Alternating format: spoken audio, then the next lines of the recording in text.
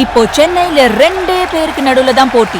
ஒன்னு இஎம்ஐ, இன்னொன்னு rent. Porur, Kattupakkam. Rented ஹவுஸ்னா உங்க ரெண்ட், அவங்க அசர்ட். ஓன் ஹவுஸ்னா உங்க இஎம்ஐ, உங்க அசர்ட். For bookings call 8682089820.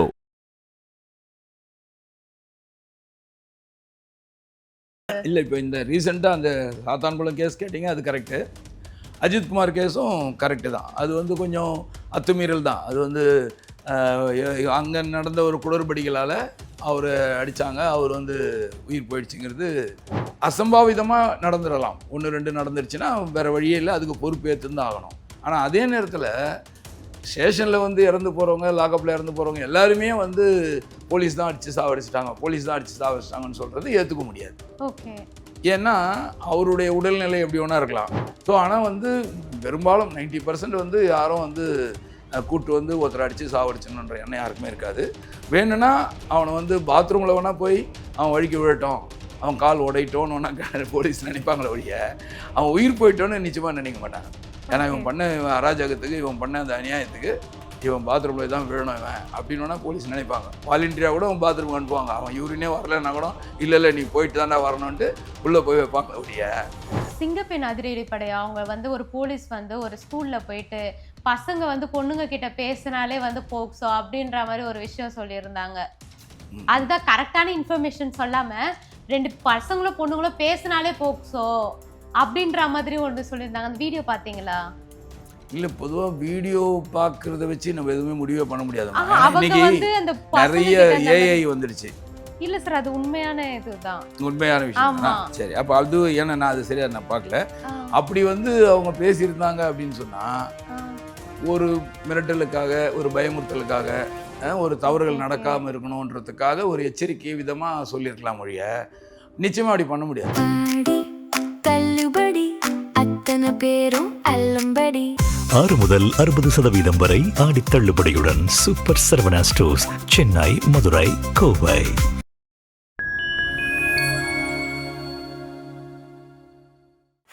நேயர்களுக்கு வணக்கம். இன்னைக்கு நம்ம கூட காவல்துறையை சேர்ந்த கவிஞர் VA ஜோதி சார் இணைஞ்சிருக்காங்க. வணக்கம் சார்.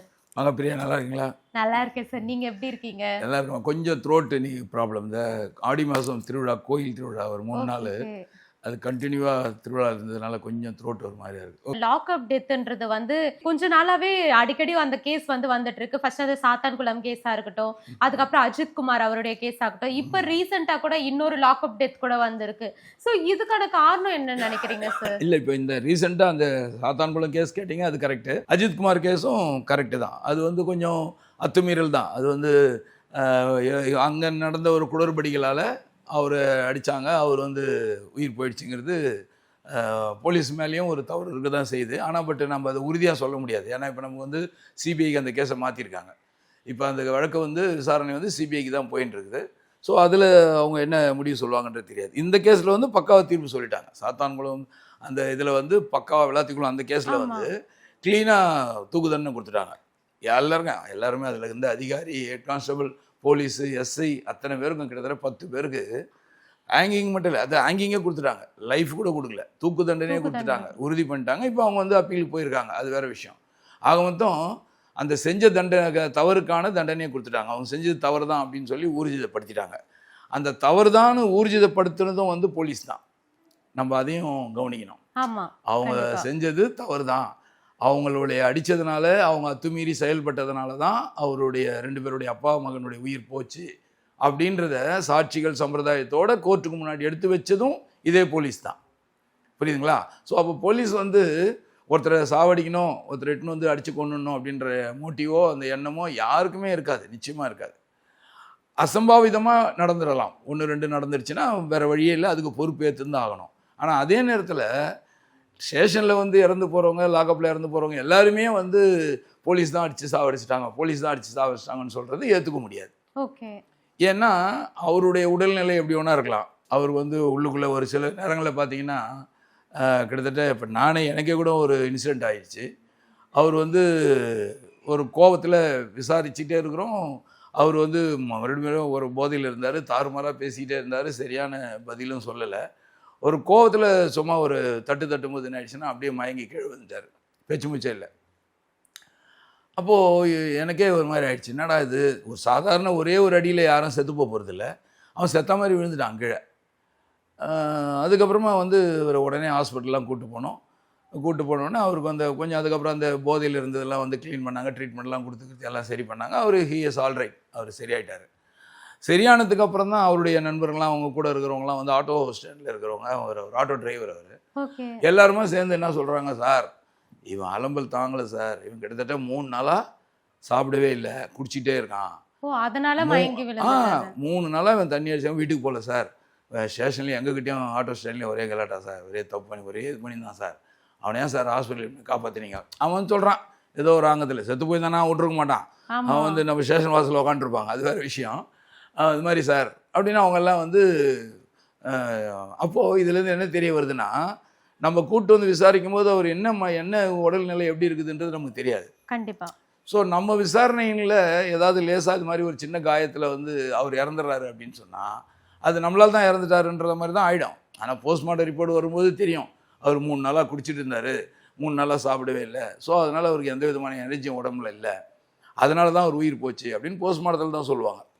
ஆனால் அதுக்குள்ளே வந்து நம்ம மீடியாவுக்கும் பப்ளிக்கும் நம்மளால் பதில் சொல்ல முடியாது. இம்மீடியட்டாக என்ன பண்ணுவாங்க, ஸ்டேஷனுக்கு காலையில் கூப்பிட்டு போனாங்க, சாயந்தரம் செத்துட்டாரு, அப்போ வந்து அவங்க தான் அடித்து சாவடிச்சிட்டாங்க அப்படி தானே சொல்லுவாங்க.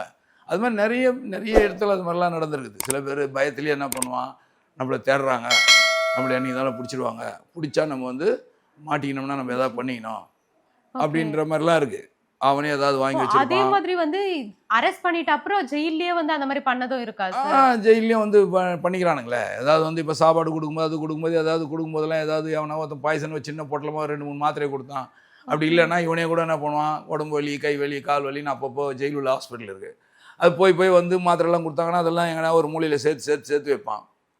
மொத்தமாக அவ்வளோ மாத்திரையும் எடுத்து முழுங்கிட்டான்னு வச்சுங்க, என்ன ஆகும், செத்து தான் போகணும். அவனுக்கு என்னென்னா நம்ம அசிங்கப்பட்டோம், நம்ம உள்ளே வந்துட்டோம், இனிமேல் நம்ம வெளியில் போய் நம்ம பொண்டாடி மூஞ்சை பார்க்க முடியாது, அப்பா அம்மா மூஞ்சை பார்க்க முடியாது, அண்ணன் தம்பியோட சேர்ந்து வாழ முடியாது, நம்ம இப்படியே சேர்த்துடணுன்ற ஒரு எண்ணத்தில் அவன் உயிரை மாச்சின்னு இருப்பான். ஆனால் ஜெயிலுள்ள சேர்த்ததுனால என்ன ஆகும், ஜெயிலில் அடிச்சிட்டாரு, சூப்பரண்ட் அடிச்சிட்டாரு, ஜெயிலில் போட்டு அடித்து சாவடிச்சிட்டாங்க அப்படி தானே எல்லாருமே சொல்லுவோம்.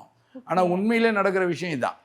அது எப்போ தெரிய வரும்னா போஸ்ட்மார்ட்டம் தான் தெரியும். அதுக்கே கூட சிலர் என்ன அரசியல் ஆக்குவாங்க. நம்ம இதில் வந்து போஸ்ட்மார்ட்டத்தில் ஆக்கிடுவாங்களே, போஸ்ட்மார்ட்டம் வந்து நீங்கள் தானே பண்ணுறீங்க, உங்கள் அரசு டாக்டர் தானே, உங்கள் அரசு அவர் உங்களுக்கு சாதகமாக தான் சொல்லுவார் அப்படின்ற மாதிரி அதுலேயும் மல்லு கட்டுறவங்களும் இருக்காங்க.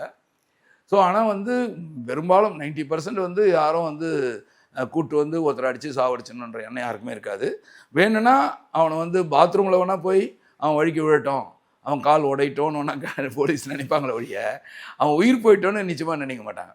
ஏன்னா இவன் பண்ண அராஜகத்துக்கு, இவன் பண்ண அந்த அநியாயத்துக்கு இவன் பாத்ரூமில் தான் விழணும் இவன் அப்படின்னு போலீஸ் நினைப்பாங்க. வாலண்டியராக கூட அவன் பாத்ரூம் அனுப்புவாங்க. அவன் யூரினே வரலன்னா கூட இல்லை நீ போயிட்டு தாண்டா வரணுன்ட்டு உள்ளே போய் வைப்பாங்க ஒழிய செத்து போனோம் ஒருத்தனை வந்து இறக்க வைக்கணும்னு சொல்லி நிச்சயமாக எந்த போலீஸுமே நினைக்க மாட்டாங்க. அது மாதிரி நடக்காது.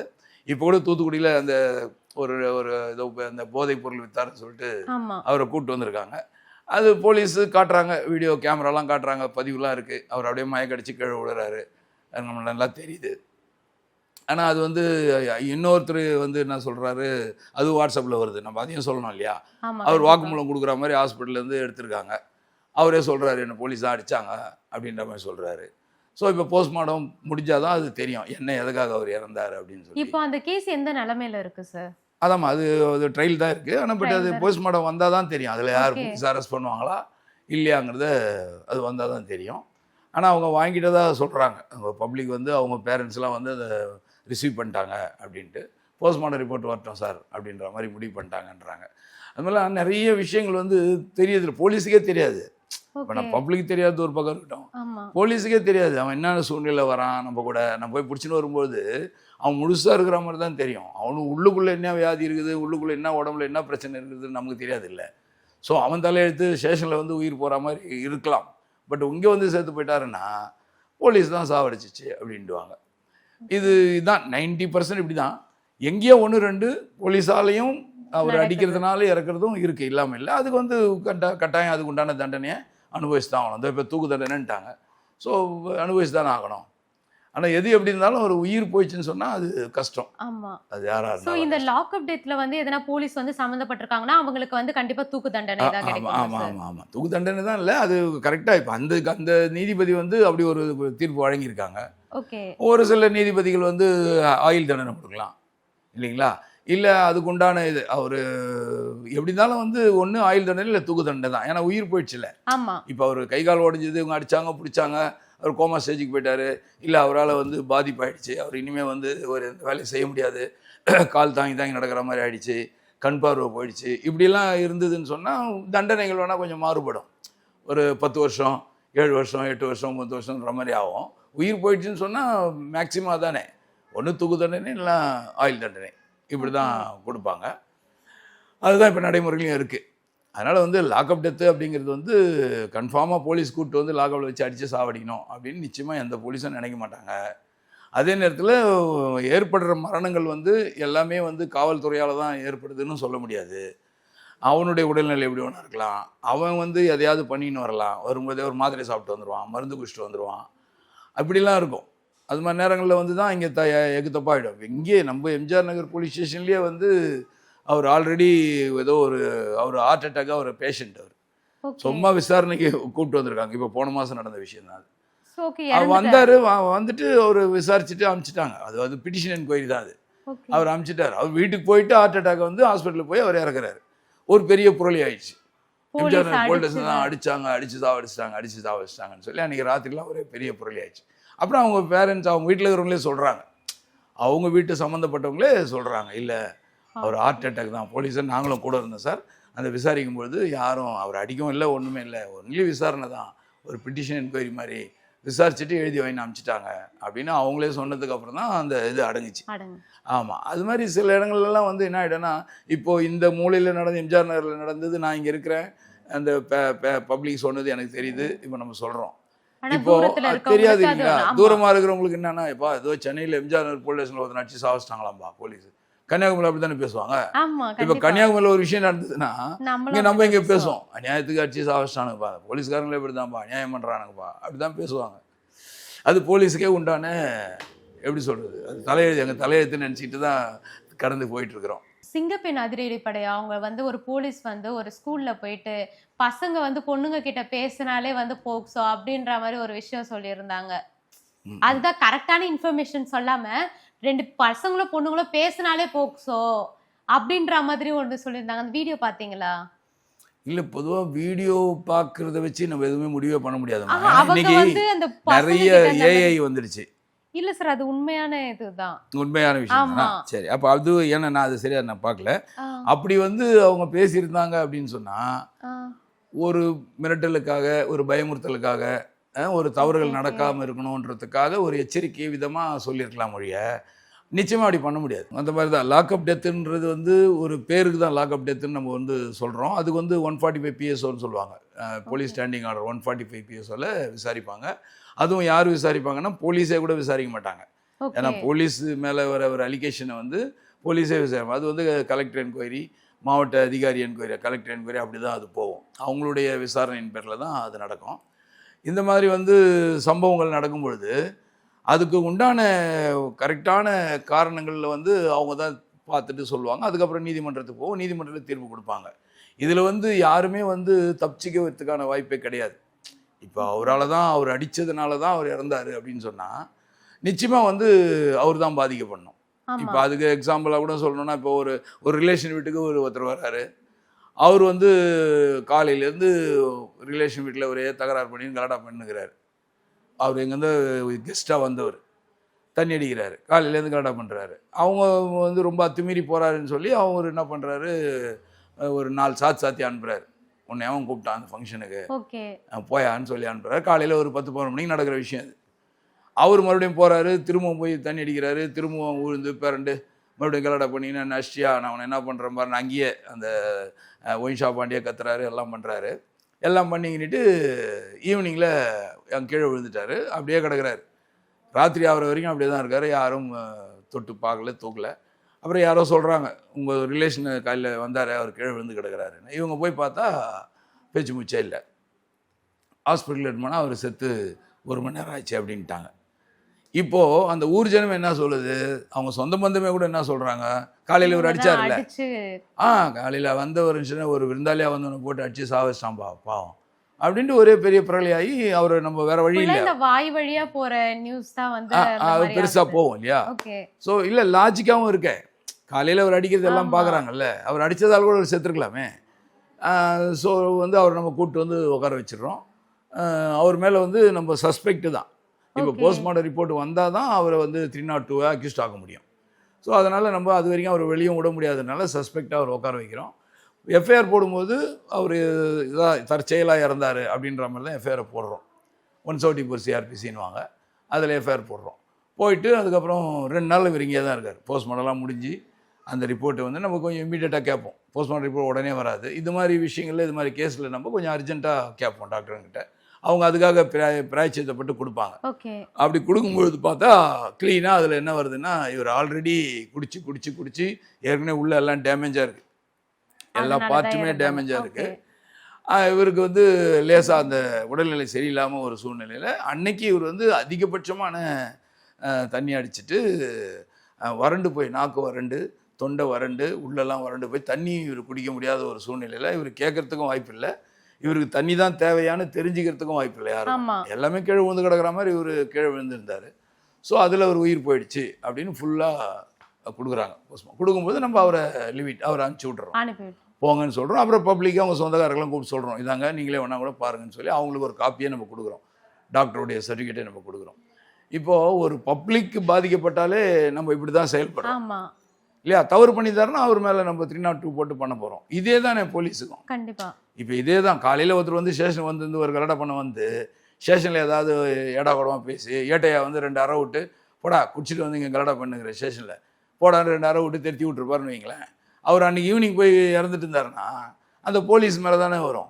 காலையில் ஸ்டேஷன் போனார், இந்த ஏடு தான் போட்டு அடித்தார், நாங்களாம் பார்த்தோம் சார் வீடியோ கூட இருக்குது, அவர் அடித்தார், அதனால தான் சார் செத்துட்டார் அப்படி தானே சொல்லுவாங்க. ஆனால் உண்மையிலே வந்து இறப்புக்கு காரணம் பார்த்தீங்கன்னா அவருடைய அந்த குடிச்சிட்டு அவர் உடல்நிலை சரியில்லாதது தான் காரணமாக இருக்கும்.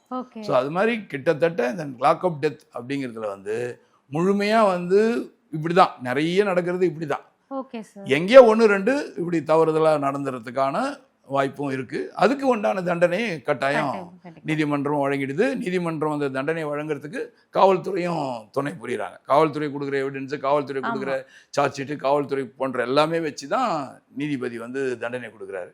ஸோ அதனால் இது எதுக்கு இதெல்லாம் இவ்வளோ விரிவாக சொல்கிறோன்னா, காவல்துறை வந்து எப்பவுமே வந்து இது மாதிரி விஷயத்தில் நடுநிலையாக தான் இருக்குது அப்படின்றது ஒரு பாயிண்ட்டு. ரெண்டாவது வந்து எந்த ஒரு நபரையுமே வந்து தண்டிக்கணும்னு நாங்கள் நினைக்கிறோம், சட்டப்படி தண்டிக்கணும்னு நினைக்கிறோம், அடித்து சாவடிக்கணும்னு யாரையும் நினைக்க மாட்டாங்க. 3 வேணும்னா அதான் நான் முதலே சொன்ன மாதிரி, வேணும்னா ரொம்ப இவனால் வந்து ரப்சர்டாக இருக்க, அதை இவன் மேலே பிடிச்சின்னு வரும்போதெல்லாம் இவன் வந்து ஜாமீனில் போகிறான், திருப்பி வரான், திருப்பி கலடா பண்ணுறான், திருப்பி பண்ணுறான்.